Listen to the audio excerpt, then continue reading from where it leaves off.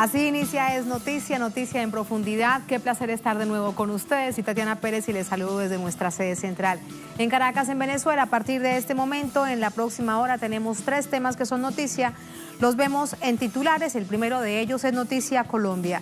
Un país movilizado exige respuestas al presidente del país, a Iván Duque.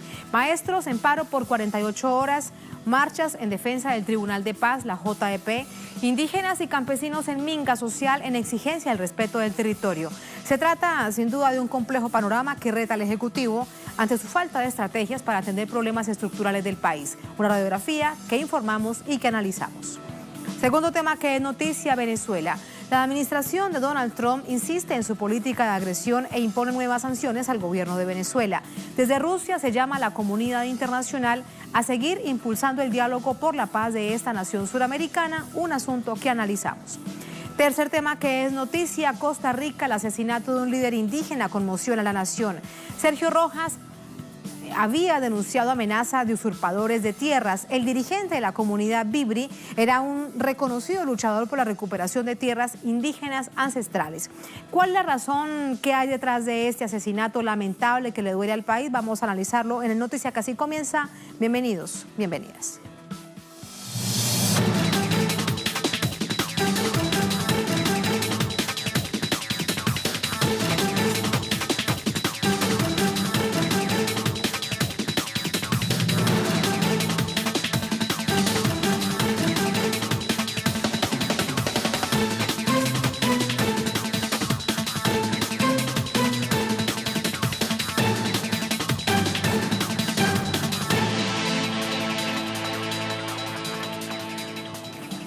En Noticia Colombia, esta nación suramericana vive una semana sin duda convulsa. Les hablábamos de los maestros que se movilizan en un paro de 48 horas, cantidad de organizaciones sociales y derechos humanos que exigen al gobierno del presidente Iván Duque que trabaje, que se mantenga la Jurisdicción Especial para la Paz. Y en medio de todo esto, el suroccidente colombiano colapsado por una situación muy compleja, la minga social e indígena que exige la reivindicación de sus territorios. Todo esto lo revisamos a continuación. La Federación Colombiana de Trabajadores de la Educación, FECODE, arrancó este martes un paro nacional de 48 horas en rechazo al plan de desarrollo del gobierno de Iván Duque. Se trata de la segunda huelga general del gremio en lo que va de 2019. Ya se adelantan movilizaciones en las principales ciudades y este miércoles será la gran toma de Bogotá, con la llegada de delegaciones de maestros de varias partes de la nación. El Magisterio Nacional denuncia años de deficiencia en la financiación a la educación pública. Reclaman el cumplimiento puntual de los contratos de salud para los docentes y sus familias, el respeto a la vida de los líderes sociales y los maestros, así como el cumplimiento total de los acuerdos firmados con el Estado. Al mismo tiempo, también en las principales plazas de Colombia, organizaciones civiles mantienen concentraciones y vigilias en defensa de los acuerdos de paz y rechazo a las 6 objeciones presentadas por el presidente Duque a la ley estatutaria de la Jurisdicción Especial para la Paz. El presidente de la Cámara de Representantes, Carlos Chacón, presentó a la Corte Constitucional una carta que plantea que las reformas de Duque no tienen carácter de inconveniencia, es decir, razones políticas, fiscales o económicas, sino que son objeciones constitucionales que retan a la Corte. Este 20 de marzo, la Sala Plena de la Corte Constitucional responderá a la carta de Chacón. Según información filtrada y publicada por el medio local W Radio, la Corte determinará que las objeciones sí son inconstitucionales y por tanto no son procedentes. Entre tanto, se cumple una semana de la gran minga social del suroccidente colombiano, integrada por comunidades indígenas, afrodescendientes y campesinos, en defensa de sus tierras, derechos civiles y respeto a los acuerdos firmados con el gobierno anterior. El ministro de Defensa, Guillermo Botero, aseguró este martes que las marchas están infiltradas por disidencias de las FARC. Botero confirmó la muerte del efectivo policial Boris Alexander Benítez y otros 3 uniformados heridos. Los actos vandálicos y terroristas en el Cauca, según calificación del ministro, habrían sido supuestamente protagonizados por encapuchados. El Consejo Regional Indígena del Cauca respondió en un comunicado, denunció el uso desproporcionado de la fuerza y empleo de armas de fuego por parte del Escuadrón Móvil Antidisturbios SMAT, así como agentes del ejército contra la minga social. Aseguran que a esta protesta pacífica se le da un tratamiento de guerra para justificar el asesinato de líderes sociales. De hecho, dicen que fueron agentes de la fuerza pública quienes se infiltraron en las marchas con pañoletas para activar la reacción de las fuerzas militares. Los manifestantes advirtieron que no se retirarán hasta que el presidente Duque se presente y ofrezca soluciones. Ahí están los hechos de una jornada, cargada de información, cargada de noticias, convulsa, como decíamos, para el pueblo colombiano. Esta noche ha hablado el presidente Iván Duque a la nación. ¿Qué ha dicho? Tatiana, muy buenas noches. Un saludo para usted, Tatiana, y para toda nuestra audiencia. Pues mire, lo que ha dicho el presidente Iván Duque es primero hacer un llamado a los dirigentes de la minga social a que entreguen lo que ellos han denominado las personas que habrían cometido supuestamente el asesinato en contra del policía Boris. Lo que pide es que no se realicen más vías de hecho, eso fue lo que dijo, y aseguró que lo que pasó con este policía pues confirma lo que ha dicho el ministro de Defensa Guillermo Botero, y es que la minga social y popular está infiltrada por grupos armados. Primero, el ministro de Defensa había hablado de que estaba infiltrado por el Ejército de Liberación Nacional. Luego, hace pocos minutos, calificó que el grupo que estaría detrás de este asesinato del policía era el Frente Sexto de las disidencias de la extinta guerrilla de las FARC. También advirtió el presidente Iván Duque que el día de mañana viajará una comitiva hasta el departamento del Cauca, que encabezada por la ministra del Interior, Nancy Patricia Gutiérrez, para trazar un objetivo, y es una ruta de trabajo para poder concertar con las comunidades, con esta minga social, los reclamos que han realizado. A eso se le suma que, por supuesto, hizo un llamado a toda la sociedad civil a rechazar los actos de violencia en contra de la fuerza pública. Sin embargo, extrañamente no hizo referencia a los videos que se han circulado por las redes sociales, en donde se ve efectivamente el tratamiento de guerra que le han hecho a esta minga social, al involucrar inclusive a las fuerzas militares. Y en esos videos se ve como las fuerzas militares y la fuerza pública está lanzando, o más bien disparando, contra la sociedad civil de manera indiscriminada, y esto ha ocasionado que hasta el momento hayan 40 personas heridas en estos 9 días de la minga social, y ya oficialmente confirmado 3 personas gravemente heridas por impactos de bala.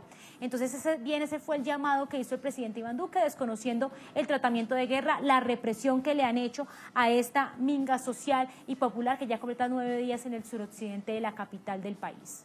Brevemente, Tatiana, tengo algo por preguntarte. Tiene que ver, a ver si te veo por aquí, Tatiana, y tiene todo esto que ver con esa denuncia permanente, particularmente de los indígenas en el Cauca, de las comunidades allí organizadas, sobre la satanización que se hace por parte de las fuerzas militares, por parte del Ministerio de la Defensa, con respecto a quién estaría detrás, que si es el ELN, que si son disidencias de las FARC. Ellos dicen que es una movilización de carácter pacífico y que precisamente lo que buscan es todo lo contrario, alejarse de la guerra. ¿Cuál es el contexto entonces de esta situación, Tatiana?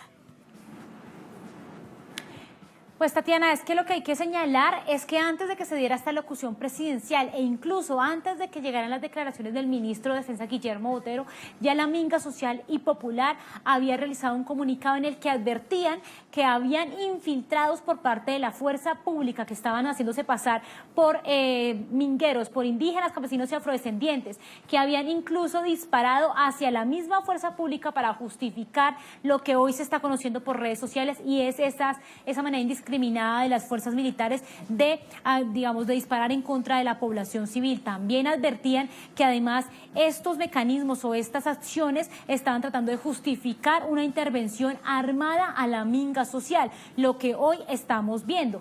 A eso adicionalmente hay que agregarle que ya lo había dicho la CRIC, inclusive la Organización Nacional Indígena, que lo que se busca es deslegitimar, como siempre, la minga social. Esta no es la primera vez que se habla de que en las mingas hay infiltrados por parte de algún grupo armado criminal, y lo que siempre van en busca de eso, de dividir, de cooptar, pero adicionalmente de entregarle un mensaje a la sociedad colombiana, y es que los reclamos de los indígenas, campesinos y afrodescendientes no son legítimos y que por supuesto hacen parte de grupos armados y criminales, lo que además es una manera irresponsable del Estado colombiano al calificarlos de esa manera, porque los pone en grave peligro, más en este momento, Tatiana, en el que se está agudizando la violencia en contra de esos mismos líderes sociales y líderes comunales que están primero exigiendo que se cumplan los compromisos que se pactaron en el acuerdo de paz, pero también que están resistiendo ante el abandono estatal del gobierno colombiano.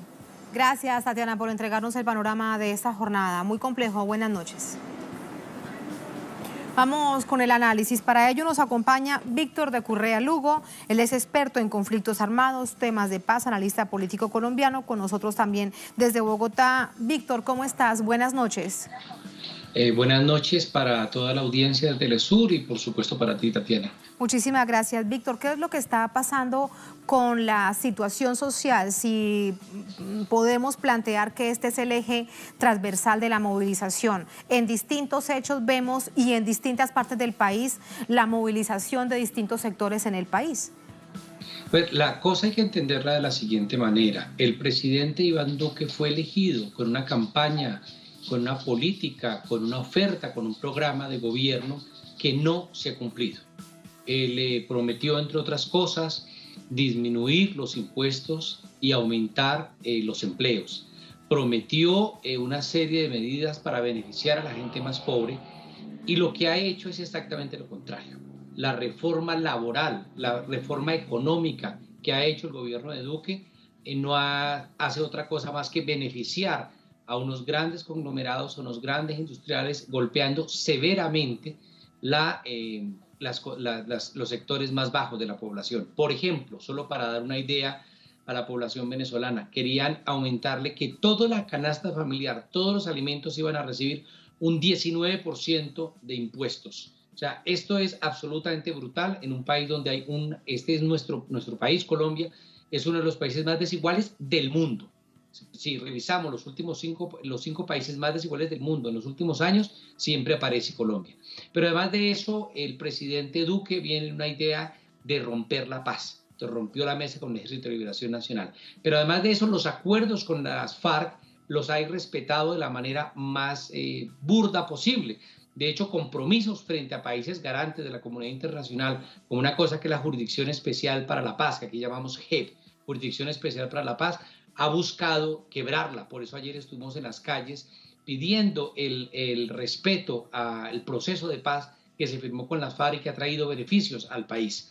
Pero además de eso tenemos un gran abandono. Colombia es un país centralista que se mira el ombligo, se mira a Bogotá, pero no es capaz de mirar las regiones. Una de esas regiones es el Cauca, donde hay muchísima población de comunidades negras y población indígena, y que tiene más de 1.300 acuerdos entre este y todos los anteriores gobiernos incumplidos. Los gobiernos colombianos son felices firmando acuerdos que luego desconocen por completo. Entonces tenemos además de eso una gran agitación en el sector educativo por la falta de presupuesto, y para mañana se prevén marchas de los profesores porque los profesores han visto que aunque les prometieron el año pasado unos recursos, en el presupuesto anual de este año no se contempla los rubros para garantizar eso.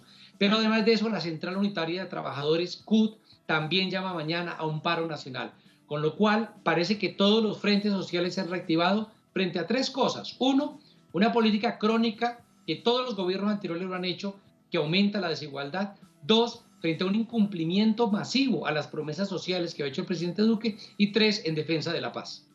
Y hay algo que llama la atención, y es que, por ejemplo, para el caso del departamento del Cauca, todos estos campesinos, indígenas, afrodescendientes, comunidades organizadas, exigen que el presidente Duque hable con ellos. Inicialmente ha enviado viceministros, mandos medios que siempre se sabe que no tienen capacidad de negociación. Esta noche nos cuenta nuestra corresponsal Tatiana que va a enviar a la ministra del Interior. La pregunta es, ¿por qué no asume él directamente una situación que sabemos que probablemente él lo debe conocer como colombiano, que es estructural en la problemática del suroccidente colombiano? Porque el presidente Duque tiene otra prioridad, y la prioridad ni siquiera la ha determinado él, se la han determinado desde Washington y desde las élites uribistas. y es que el presidente Duque está más preocupado por qué pasa en Venezuela que lo que pasa en Colombia. Creo que aquí lo eligieron para gobernar en Colombia, pero está decidido a gobernar Venezuela. Entonces, a uno le resulta inentendible que la policía colombiana contra los motines, la policía antimotines, se ve en Cúcuta protegiendo a los que fabrican bombas incendiarias que terminan quemando unos camiones con supuesta ayuda humanitaria para entrar a Venezuela, pero a los campesinos colombianos y a los indígenas colombianos que protestan les responden es con munición real, con fuego, con helicópteros, con disparos y con una gran represión policial. Entonces, parece que tenemos presidente para que mire las fronteras, para que mire lo que pasa en Venezuela, para que se reúna en Washington con el señor Donald Trump, pero no tenemos presidente para que gobierne Colombia. El problema de ingobernabilidad de Colombia es creciente. Hoy, por ejemplo, nos encontramos con que la Corte Constitucional rechaza unas objeciones que presentó el presidente Duque ante la Corte Constitucional para no firmar una ley. ¿De qué se trata esa ley? Muy brevemente. Esa ley es la que permite establecer cómo sigue el proceso de paz, dicho de manera sencilla. Y ahora el presidente dice, no, yo tengo unas objeciones, y la Corte Constitucional le dice, señor, esas 6 objeciones ya fueron juzgadas por la Corte. Es decir, hay un afán de hacer trizas la paz, pero sobre todo de respetar eso que en la democracia se llama la división de poderes. Entonces hay un afán por romper esos equilibrios, y dentro de eso recurre a cualquier cantidad de artimañas en un país que, como muchos de la audiencia venezolana lo sabrán y latinoamericana, somos amantes de las leyes, somos amantes del papel escrito, pero no de las realidades prácticas. Hay varias cosas que me quedan por preguntarte. Una es sobre la Corte Constitucional. Según los medios colombianos, se pronunciará entre miércoles y jueves. Quisiera preguntarte si sabes algo real, porque se ha filtrado cierta información, justo que da cuenta que habrá la mayoría de magistrados votarán en contra de las objeciones porque consideran que es un asunto de inconstitucionalidad, porque eso resulta fundamental. Luego habrá que ver qué decisión política toma el presidente, pero evidentemente sería un paso adelante de la Corte Constitucional sobre este Tribunal de Paz de Colombia. Sí, fundamentalmente allí lo que va a decir la Corte es las supuestas objeciones que hace el presidente Duque no tienen ningún sustento. Sobre esos puntos que el presidente Duque, ya la Corte se ha pronunciado.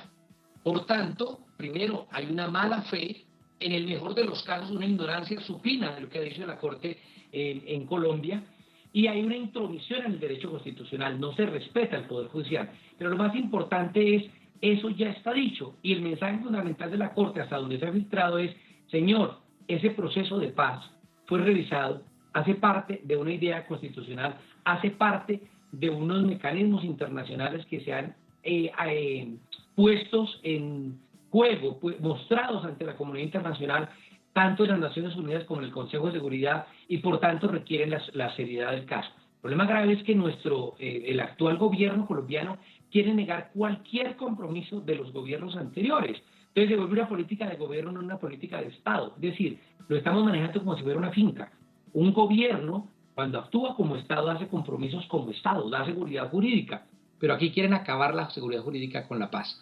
La Corte, creo que en muy buen momento y con muy buenas razones, va a decirle a Duque, usted tiene que firmar eso, y aquí va a haber un choque de trenes, donde el uribismo, ya lo han dicho algunas voces del uribismo, la extrema derecha quiere desconocer a la Corte Constitucional.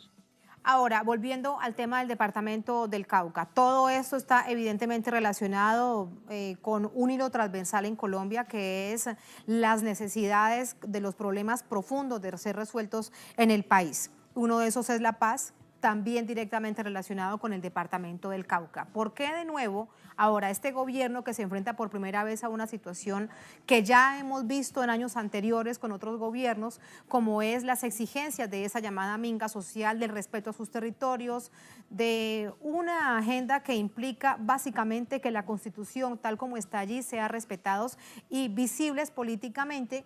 De nuevo, ese intento de satanizarlos diciendo que detrás de ellos está el Ejército de Liberación Nacional, años atrás eran las FARC, ahora son las disidencias de las FARC. ¿Por qué de nuevo esta fórmula que bien se conoce al final de la historia que resulta ser mentira? Porque hay un afán del gobierno colombiano de legitimar lo que está pasando. sea, las élites colombianas no quieren reconocer que aquí hay un problema de injusticia social. Las élites colombianas no quieren reconocer que aquí hay datos de mortalidad infantil en una región que se llama Chocó, similares a los de África. Aquí no quieren reconocer que hay niños muriéndose literalmente de hambre en la región de Guajira, que hacemos frontera con Venezuela, pero estoy hablando del territorio colombiano. Esa realidad de abandono crónico, sistemático, se ha resuelto haciendo pactos regionales. Entonces, el gobierno visita a las comunidades, o mejor dicho, las comunidades le hacen reclamo y el gobierno no les pone cuidado. Sistemáticamente, el gobierno le ha enseñado a las comunidades campesinas, indígenas, negritudes, que la única manera de que los atiendan es irse a la calle. Por ejemplo, el año pasado hubo grandes movilizaciones estudiantiles y en vez del gobierno atender a los estudiantes, atendió a cantantes como Maluma, como Carlos Vives, para que se dedicaran a tomarse fotos. Cuando por fin los estudiantes bloquearon las ciudades, entonces el gobierno dijo, bueno, negociemos. Se hubiera podido ahorrar todo eso con una voluntad política. ¿Cuál es el mensaje? El mensaje es claro. Cuando usted bloquea una carretera, le ponen cuidado. Cuando usted no bloquea la carretera, no le ponen cuidado. Eso lo han aprendido los campesinos, los indígenas, las comunidades negras. En el Cauca se habla de más de, los indígenas hablan de más de 1.300 acuerdos firmados entre el gobierno y las comunidades que no se han cumplido.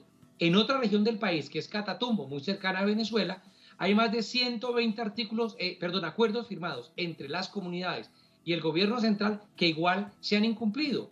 Ante esta masiva, sistemática, crónica incumplimiento de acuerdos, las comunidades han vuelto a salir y han bloqueado la vía panamericana y han exigido la presencia del presidente, porque como bien lo sugiere Tatiana, allí puede ir el viceministro de no sé qué, y eso va a ser un fracaso. Están diciendo, queremos hablar, y perdonen la frase informal, pero es queremos hablar con el dueño del circo y no con los micos. Eso, que es una frase muy colombiana, muestra un poco la disposición del movimiento campesino e indígena. No queremos que nos tomen más del pelo, que nos mamen más gallo, diría García Márquez. Queremos aquí al dueño del circo, que es el señor Duque.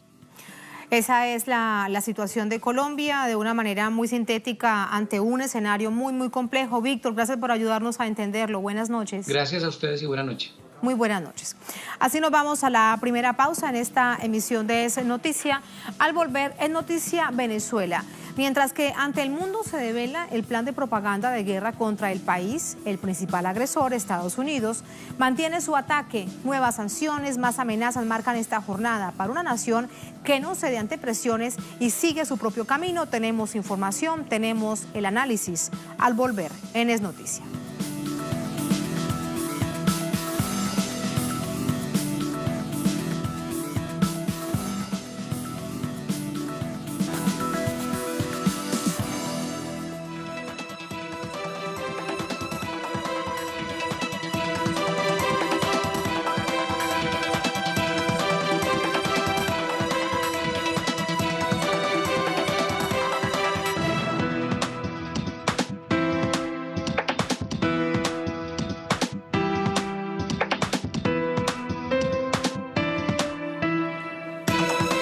Es noticia Venezuela en un día de nuevas agresiones y amenazas por parte de Estados Unidos contra el país.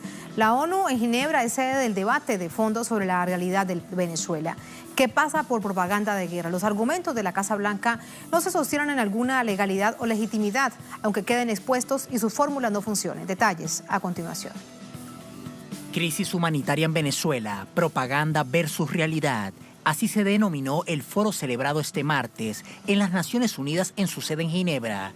Un conteo de las agresiones que recibe Venezuela desde la orden ejecutiva realizada por Barack Obama en marzo del 2015, el impacto del bloqueo económico impuesto al país y la promoción de una guerra militar fundamentada en los fake news o falsas noticias fueron los principales temas de debate.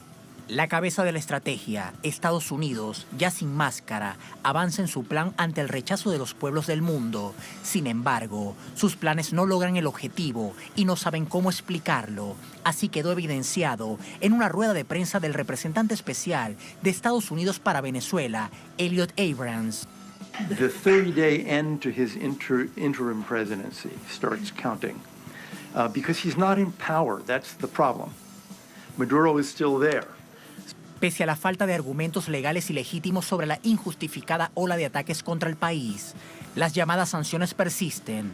La última de ellas recae sobre la Compañía General de Minería de Venezuela, CGB Minerven, una empresa estatal de extracción de metales.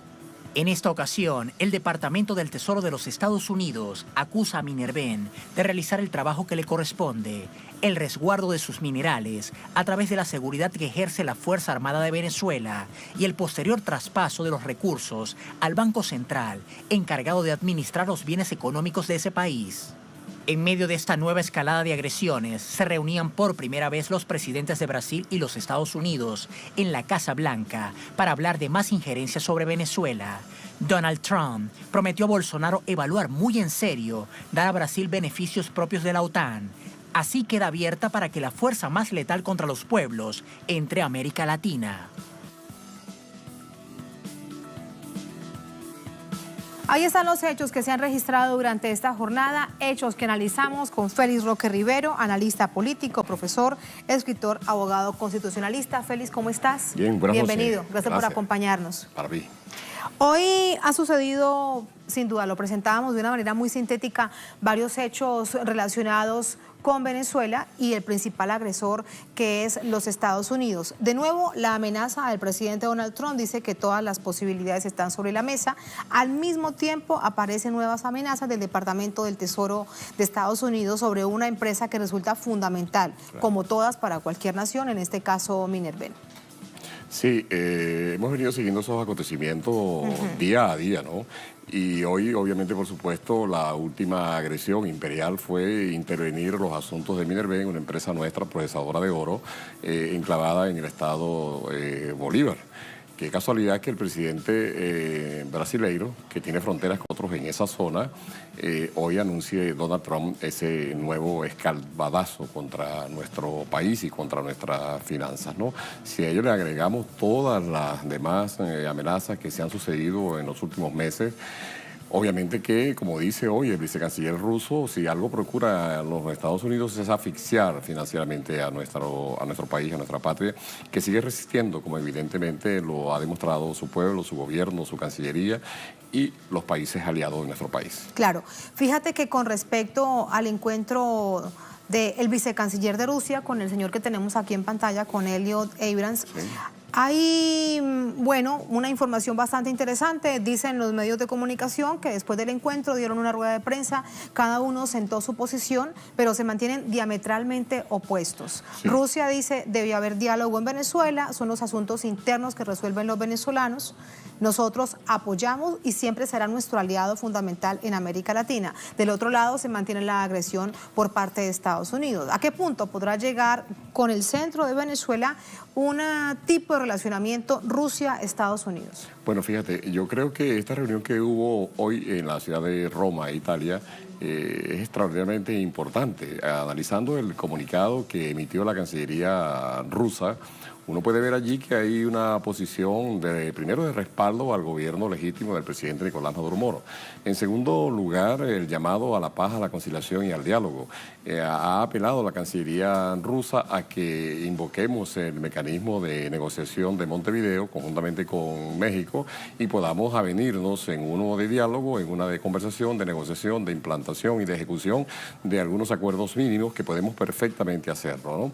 Repite, obviamente, el comunicado en reconocer la legitimidad del gobierno del presidente Nicolás Maduro y a la vez incluso advierte a los Estados Unidos sobre una eventual intervención armada y al mismo tiempo sobre una eventual afectación a los intereses rusos en nuestro país, que no solamente es en petróleo, sino que también está en otras áreas, inclusive la presencia rusa en nuestro país. Es decir, que para los que pretenden armar, decir que Venezuela se encuentra aislada, arrinconada, este comunicado de hoy evidencia que no, que una voz poderosa, muy importante en la geopolítica mundial, está dando demostraciones claras que si algo no se desea aquí es la guerra, que si algo no se desea es la intervención militar ni de ningún tipo. Incluso Advirtió hoy el vicecanciller ruso que cualquier ayuda humanitaria rusa la va a proceder a través de las Naciones Unidas, lo cual es lo correcto, lo cual la Venezuela ha invocado en más de una oportunidad y es lo que el autoproclamado no ha querido reconocer ni aceptar, ¿no? A propósito del autoproclamado, después de ese encuentro en rueda de prensa, Eliot Abrams, el asesor de la Casa Blanca para Venezuela, hablaba con los medios de comunicación y llama la atención cómo es que en medio de la ilegalidad, la falta de legitimidad del diputado Guaidó como autoproclamado presidente de los Estados Unidos, ni el propio Estados Unidos sabe entender o resolver un asunto que ellos crearon. Vamos a revisarlo y quiero pedirte tu análisis. Okay. As to the Venezuelan Constitution,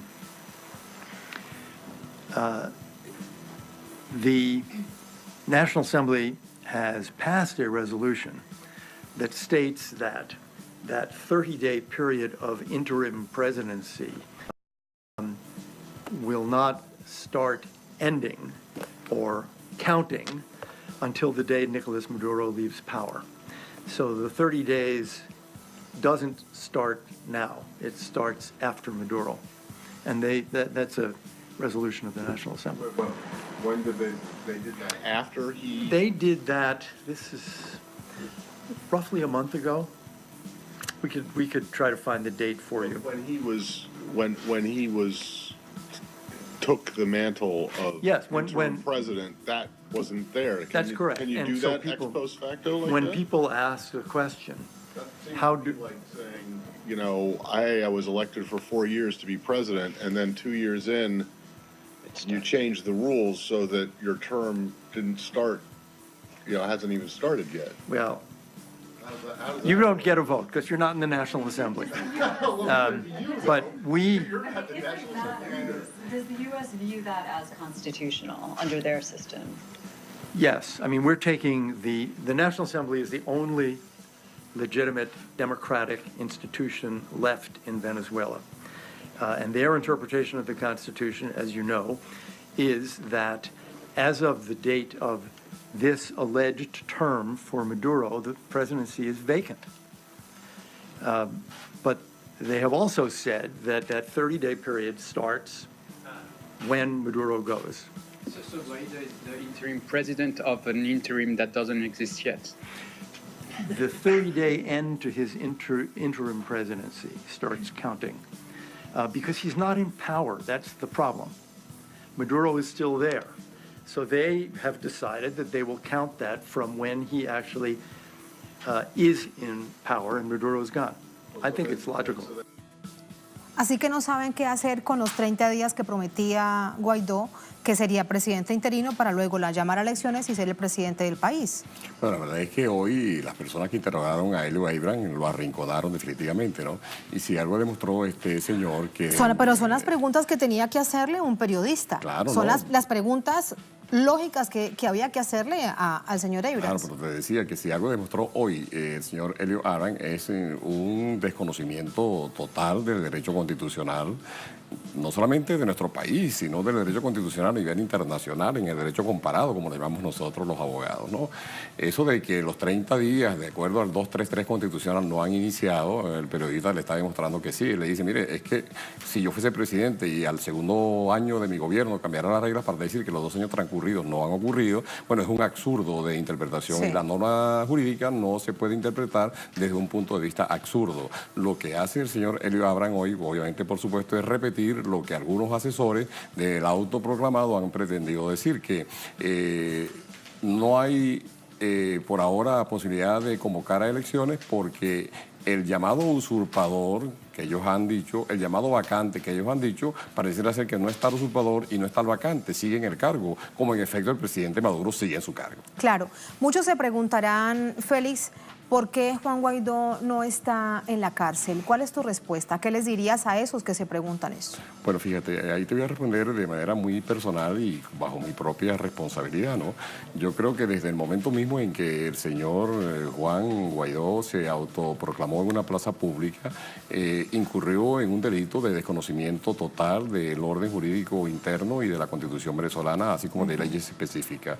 Creo que el señor Juan Guaidó ha incurrido en delitos delitos de traición a la patria previstos en el Código Penal venezolano, en su artículo 128 y siguiente, al incitar a la rebelión, al desconocimiento de sus autoridades, al llamado a la rebelión al ejército venezolano y al coaligarse con otros países para que se produzca una intervención militar en Venezuela. Creo que también ha incurrido en delitos de lesa humanidad cuando ha coauspiciado la prohibición de comprar alimentos y medicinas por parte del gobierno venezolano y ha incurrido en delitos llamados crímenes económicos al participar en el apoderamiento de activos venezolanos como la empresa Citgo con más de 7.000 millones de dólares con el oro venezolano colocado en las bóvedas del Banco Inglés y de Alemania. Por tanto, ese cúmulo de delitos y otros, la designación de funcionarios para cargos importantes sin tener ningún tipo de cualidad, de legitimidad o de competencias, me permiten a mí concluir que el señor Juan Guaidó es perfectamente judicializable y que el Ministerio Público venezolano, que tiene la rectoría y el monopolio de la acción penal, tiene todas las de iniciar un procedimiento de antejuicio de mérito contra este diputado por la conducta que ha ocurrido. Y la fundamentación es muy simple, Tatiana. El Estado venezolano tiene el perfecto derecho legítimo y deber de protegerse y de proteger a su pueblo ante este tipo de conducta. Fíjese, hoy se produjo el apoderamiento de nuestras misiones extranjeras diplomáticas colocadas en territorio norteamericano. Para quien no lo sepa, hay que decírselo. Esas legaciones diplomáticas nuestras, bien que sean diplomáticas de embajadas, bien que sean oficinas consulares, por ficción del derecho internacional público, son extensión del territorio de la República. Por tanto, apoderarse de esas oficinas implica una violación y una intervención flagrante, una invasión del territorio nacional por vía de extensión por estas personas. Y esos son delitos que no pueden quedar impunes ante ningún tipo. Qué paradójico que esto sucede con Venezuela, pero ya sucedió el año anterior también con Rusia, cuando hubo este nivel de tensión, exactamente sucedió lo mismo.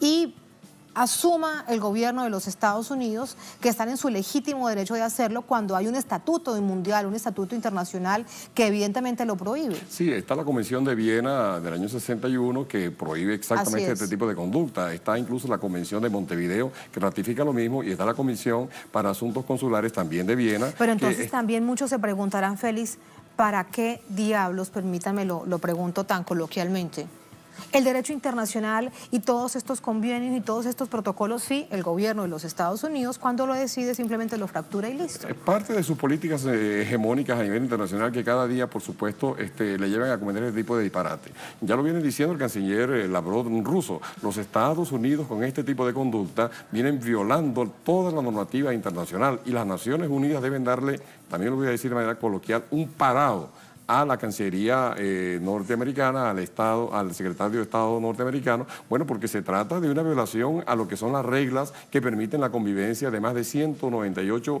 estados a nivel del planeta, a nivel de Naciones Unidas. Por lo tanto, no es posible seguir admitiendo que los Estados Unidos se abroguen el derecho de subvertir el orden internacional sin que pase nada. Fíjese, eso que acaban uno no se imagina que algo así sucediera en una embajada o en un consulado de Estados Unidos en cualquier otra parte del mundo. Y eso va a ser la consecuencia lógica que puede ocurrir. Es decir, que a lo que tú me estás haciendo, yo te lo puedo hacer perfectamente así. Eso que acaban de hacer con nuestro embajador Moncada, de prácticamente requisarle su visa, prohibirle, negarle su visa para actuar en un organismo internacional que está ubicado en territorio norteamericano, en Nueva York, Naciones Unidas, pero que es un territorio internacional al cual los delegados internacionales, los jefes de Estado, los jefes de gobierno, tienen el perfecto derecho de acudir gozan de inmunidad para ese tipo de cosas. Bueno, que los Estados Unidos puedan atribuirse la posibilidad, el hecho cierto, de revocarte prácticamente por vía de los hechos tu pasaporte o tu visa.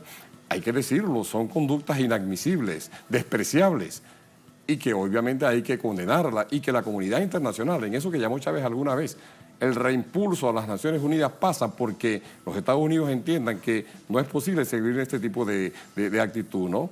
Esto está conllevando a que se revise profundamente y las ideas viejas que hay por allí, la creación de una nueva Naciones Unidas, la creación de un nuevo bloque inclusive internacional que se mude incluso a los Estados Unidos a los fines de que, bueno, quieres quedarte con tu oficina, con tu edificio, quédate con tu oficina y con tu edificio, pero no te tienes por qué quedar con lo que es el manejo de las relaciones internacionales que no te pertenecen y que no son tuyas. Claro, con los principios que tanta sangre de hecho se derramó para poder consolidarlos. Claro. Ahora bien, a nivel interno y volviendo al tema del diputado opositor, me estabas hablando de una serie de delitos. Te pregunto a propósito de esto, porque cuando estamos viendo quiénes están dentro de estas oficinas consulares, son personas directamente ligadas a la oposición venezolana, ¿no? De hecho, algunos son bastante reconocidos en la política interna del país. ¿Eso es traición a la patria? Totalmente lo es, tanto por omisión como por actividad misma de estos funcionarios, empezando por el señor diputado Juan Guaidó y quienes le siguen en esto, ¿no?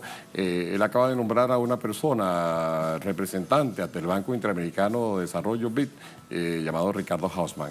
Obviamente hay que decir que ese llamado nombramiento es ilegítimo, es ilegal, es nulo desde todo punto de vista. Así como también las legaciones o los embajadores que ha nombrado en algunas partes del mundo, en países que le son aliados a sus efectos, también son absolutamente y totalmente nulos. Pero recordemos que a finales del mes de enero de este año, el señor fiscal general de la República inició una solicitud de procedimiento de derivación contra el diputado Guaidó, que fue admitida por el Tribunal Supremo, y en esa oportunidad se concedieron 3 medidas cautelares, como lo fue la prohibición de salida del país, la cual acaba de violar este señor cuando se fue a Colombia, al mismo tiempo el control de sus cuentas bancarias y una prohibición de enajenar y grabar. Creo, y obviamente así ocurrió, el señor fiscal general de la República acudió por una segunda oportunidad ante el TCJ y solicitó ampliación de estas medidas. Y una tercera persona, un abogado, creo que de apellido Castillo, introdujo por motu propio y basado en lo que obviamente es la iniciativa popular, una solicitud de antejuicio de mérito contra el diputado Guaidó, a la cual se le han ido adhiriendo una cantidad de personas y que el TCJ en sala plena tendrá que responder, porque aquí el derecho a petición, a peticionar, está previsto en la Constitución y por supuesto que los justiciables tenemos el perfecto derecho a que se nos responda. Yo creo que va a llegar el momento, y ya está llegando, así que las comunidades, ante el asedio, ante las actitudes que este señor diputado y quienes le siguen, el grupo que le sigue, está cometiendo contra la República, contra su país, y es doloroso que así ocurra. Hoy lo reconocía el dirigente socialdemócrata Claudio Fermín. No puede uno convalidar conductas de quienes apoyen intervenciones, de quienes apoyen bloqueo, de quienes incluso estén vendiendo su patria. Claro. Y obviamente, por supuesto, eso hay que decirlo así. Un proceso de investigación que está avanzando. A propósito de la intención de intervención, ¿cuál es tu visión con respecto a una frase muy corta pero muy clara del presidente de Estados Unidos al de Brasil, a Jair Bolsonaro, en su encuentro en la Casa Blanca? Voy a hacer todo lo posible porque estamos muy interesados en que tenga los beneficios de la OTAN. Sí, ellos hablaron hoy de que como Brasil no es miembro de la OTAN, Brasil... De hecho, la OTAN no tendría ni por políticas ningún tipo de hilo conductor con América Latina, solamente se suscribe a una región geográfica. Pero no olvidemos que Colombia se hizo miembro de las Naciones Unidas. Bueno, pero dicen que es un miembro observador. Evidentemente, es un asunto más para estar en alerta. Claro. ¿Por qué la OTAN en América Latina y sobre todo en Brasil? Bueno, Brasil es un continente prácticamente por la inmensidad que tiene. Brasil es el principal aliado comercial y político de los Estados Unidos en América Latina.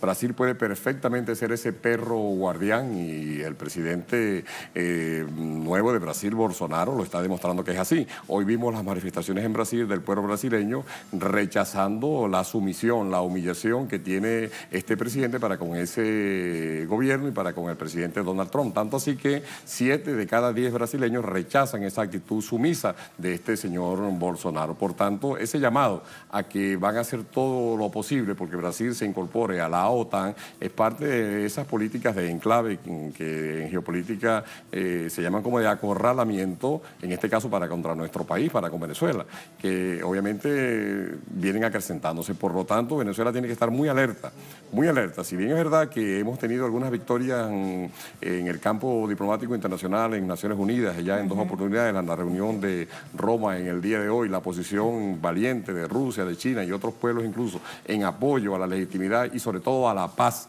que es lo que el presidente Nicolás Maduro está llamando a diario, al diálogo inclusive. Esto implica, por supuesto, estas actitudes de estos halcones de la guerra, que hemos de estar alerta, vigilantes, no bajar las banderas y estar muy cuidadosos de lo que pueda ocurrir. Ese sabotaje y no solamente, ya vamos al sabotaje eléctrico, y no solamente con respecto a Venezuela, con respecto a otras naciones que no se dejan presionar del gobierno de los Estados Unidos. Claro, así es. Así es. El Caribe le ha respondido, pero fuertemente incluso. Son países pequeños geográficamente, pero son países con una gran dignidad, con una gran altura.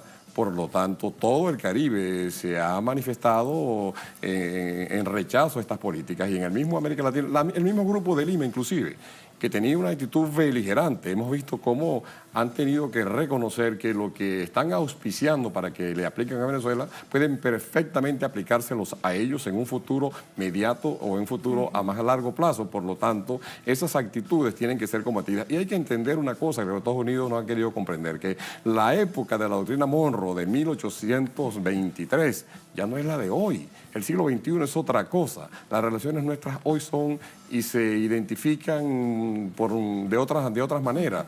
El poderío comercial de Venezuela, energético de Venezuela es conocido, y en ese sentido Venezuela puede perfectamente andar, y le hemos dicho a los Estados Unidos, queremos con ustedes relaciones cordiales, normales, de respeto, de reconocimiento de cada quien. Eso ha sido el discurso del presidente Nicolás Maduro Moro. Que nos dejen hacer nuestro proyecto político, que nos dejen desarrollarnos como sociedad, como nación, como lo que somos. Allá ellos con su imperio, allá ellos con su democracia chucuta, allá ellos con sus consejos electorales que eligen a los presidentes de la República. Déjennos a nosotros con nuestra democracia participativa y protagónica, y déjennos a nosotros con el destino que estamos ladrando, ¿no? Muchas gracias, Félix. Con esa reflexión te despido. Un placer y muchísimas gracias. A usted.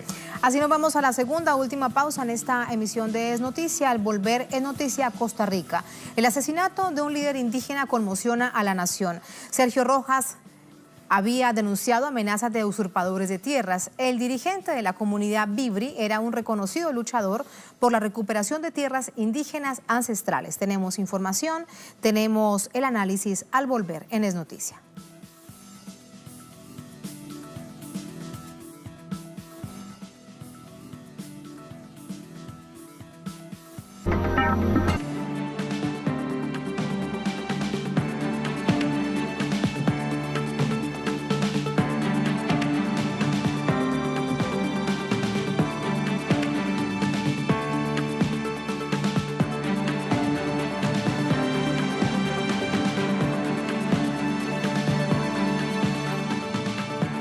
En Noticia Costa Rica, este martes fue asesinado el dirigente y líder indígena Sergio Rojas, conocido por su lucha en defensa del territorio de los pueblos originarios. El movimiento social exige fin al conflicto por la tierra en ese país. Detalles de la mano de nuestro corresponsal en San José de Costa Rica. Sergio Rojas Ortiz era un líder y dirigente indígena. Tenía 59 años y dedicó su vida a la defensa de la cultura y la tierra de su clan Unihuac y otras comunidades. Fundador del Frente Nacional de Pueblos Indígenas y otras organizaciones, fue presidente de la Asociación de Desarrollo Indígena y ha sufrido persecución y amenazas en los últimos años. La noche del 18 de marzo fue asesinado. Sergio estaba en su casa, que estaba solo, que estaba en su cuarto y que el vecino escucha detonaciones. Ellos en realidad están mal acostumbrados a escuchar detonaciones, a estar amenazados siempre. Sergio defendía la propiedad comunitaria de las tierras por parte de los indígenas, que la ley de 1977 le otorgaba a los Bribri, pero que ahora se especula se ha reducido a un 30% de la original. Desde 2009, familias indígenas bribris, incluido el propio Sergio, comenzaron a intentar recuperar sus tierras volviéndolas a ocupar. Y ante esto, estos grupos violentos de usurpadores, de terratenientes, con el apoyo de partidos políticos tradicionales, de empresas transnacionales como Pindeco, ejerciendo violencia sistemática contra el pueblo de Salitre y contra otros pueblos originarios de la zona sur de Costa Rica. Pocas horas después de la muerte de Sergio Rojas, el presidente de la República repudió el hecho y prometió investigación para dar con los criminales. Al gobierno se le indilga no haber actuado con vehemencia ante las amenazas recibidas por el dirigente. Veníamos haciendo los esfuerzos casualmente para resolver, pero entiendo que no habrá una evidencia de esos trabajos que venimos haciendo que pueda llevar consuelo a las personas que hoy lamentamos este hecho tan terrible para el país, pero sí decir que teníamos los protocolos para atender las situaciones cuando surgían las emergencias. La comunidad de Salitre tenía medidas cautelares, aunque la violencia seguía escalando. Vamos a pasar al análisis lo que este hecho tan lamentable significa para las comunidades indígenas. Para ello nos acompaña precisamente Gustavo Oreamuno. Él pertenece a la Asociación de Iniciativas Populares DITSO, con nosotros desde San José. Gustavo, ¿cómo está? Buenas noches. Gracias. Gustavo, este hecho evidentemente prende las alarmas. Lo que quiero preguntarte es qué es lo que hay detrás. No necesariamente preguntarte sobre autores materiales, sino la situación de conflictividad que evidencia el lamentable asesinato de este líder indígena durante la jornada.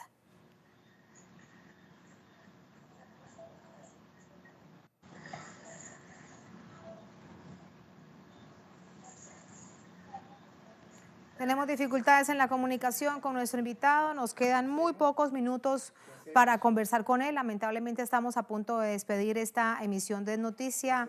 Le digo a la producción, ¿tenemos tiempo? No, lamentablemente se nos acaba. Por eso vamos entonces a despedirnos, quedamos con ustedes y con la deuda de poder llevar al análisis, profundizar lo que hay detrás del asesinato de este líder indígena registrado durante esta jornada. Será durante esta semana, prometido por parte del equipo periodístico de Es Noticia y de Telesur.